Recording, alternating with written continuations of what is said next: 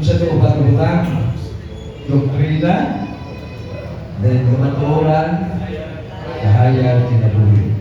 So, ang tanang kadako sa Diyos ng kinabuhi, praise the Lord, naa sa kamatuoran. O niya ang matag kamatuoran, o niya ang aspect, o niya ang aspekto sa kadato sa kinabuhi. Praise the Lord, the riches of life. O niya sa itong kasinatian, una ang doktrina. No? Doktrina. Magbasa na sa Biblia, usa ka doktrina alam na to. But, eventually, mahimo kini kamatuoran. No? So, diha, sa magbasa ka sa Biblia, o niya, naa ka sa Espiritu, naa na yung kahayag mga Ekso. Amen. Ibig sabihin kung basa sa Biblia. Actually, dagat ka nagbasa sa Biblia. Kugihan pa kayo na ng mga dili magtotoo. Diba? Nagsige lang yung basa sa Biblia. Doon ako yung amigo, driver of motor ka, basta mag-adi siya diha sa merkado. While nag-aabot siya oras, basa yung Biblia. Pero dili magtotoo. O niya halos sa memorize sa Biblia. So kana, doktrina, bakit? Walay kahayag tungod kay wa man niya pag-enjoy sa Espiritu. But praise the Lord, kita, amen. Ang doktrina na himong kamatuoran, dahil ang kamatuoran na himong kinabuhi, it is because of the life. Praise the Lord. So, salamat kayo sa Ginoo mahimo natong kinabuhi ang pulong. So, mo na ni ating kinabuhi ba igsoon. Mo na magka-testimony na yun ta. Diba? Panahon sa tigong na ating buhi paghimatroon.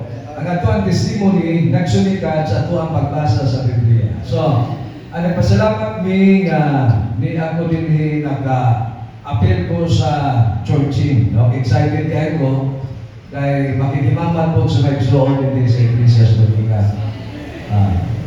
Niyas ko na pero ikaw rin mo sunod, no? So, paano ba mo? Paano na ang, sana, more response. Okay, si Brad Dudu po, ha?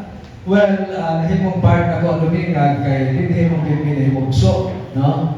Sa physically or sa birth, no? Sa physical o sa spirit, ito pa nung nakata, himong pero hindi yun ako ang magdiliganan na kadagat sa pagtuo. So, maunay sila, Sister Cherry, silang Brad Manuel, no? Silingan nun dito sa may nalabyan na mo kaganina, no? Dito sa Kalumangi, ilaha dito po sa Durian, no?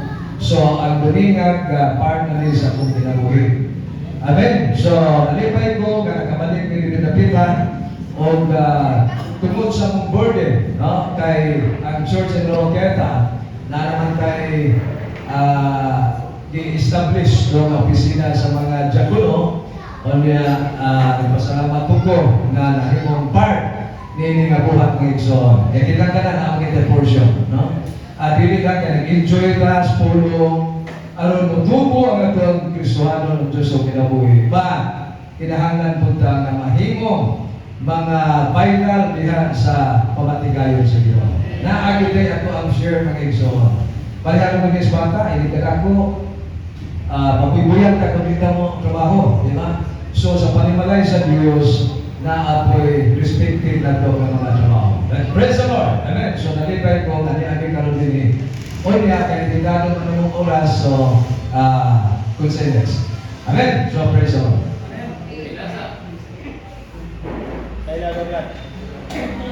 Ako si Gino Anoos. Amen.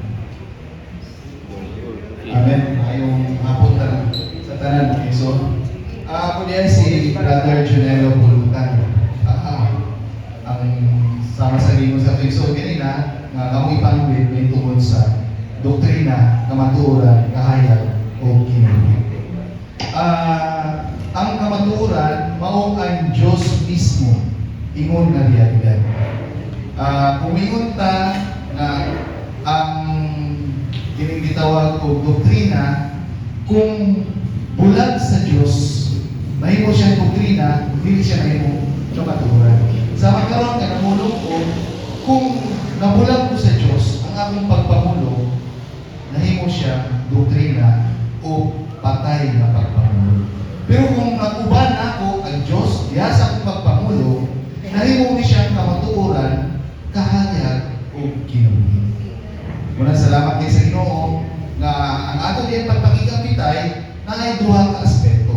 Una, mao ang gitawag og pataas, vertical, ngadto sa Dios, o pababa nga mao ang pagpakikapitay diha sa langis. Sa diha moduol ta diha sa pulong ingon ka doktrina kinahanglan direkta nga moampo. Kay matod pa sa Juan, siya ang Dios mao ang pulong. So, kay Diyos man ang pulong, kung ato siyang basahon, sumala sa atong kaugalingon, atong natural, dili siya mahimong kamaturan. Doktrina lang gihapon siya. Makapatay lang gihapon siya. Muna salamat kay sa Ginoo nga kung ato diyang iampuan, atong ibasa ang po, ihilis hakol, kining pulong nga atong ipamimusta. Maukol ni siya sa ato, o ultimately, mahimo siyang kamaturan alang sa pagpamulo. Muna salamat kay sa Ginoo nga gidasig ang matagusan nato nga maghatag yun og igo nga panahon alang sa pagtuon diha sa doktrina nga mahimo nato madala diha sa kamatuoran pinagi sa mga pag-ampo uban sa pag-ampo basa nga maghayag nato ug sa atong pagpakinamitay magdala ni siya diha sa tinagimig. Muna salamat kay sa Ginoo nga igsoon nga kitang tanan, iawat ka, aron sa tuyo mga igsuon, nga maana kita sa realidad, kay ang Diyos mismo, mao ang kamaturan. Amen.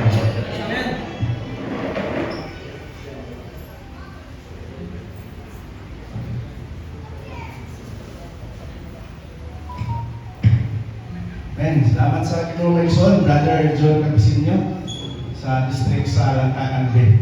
Men, nalagat ko ta dito Maison. So, sa ganito among ipagal ninyo nga message ng Maison. Ang title ba, kaninong sa primero? Agay, wag man now. Sa ganito, knowing the Lord's recovery.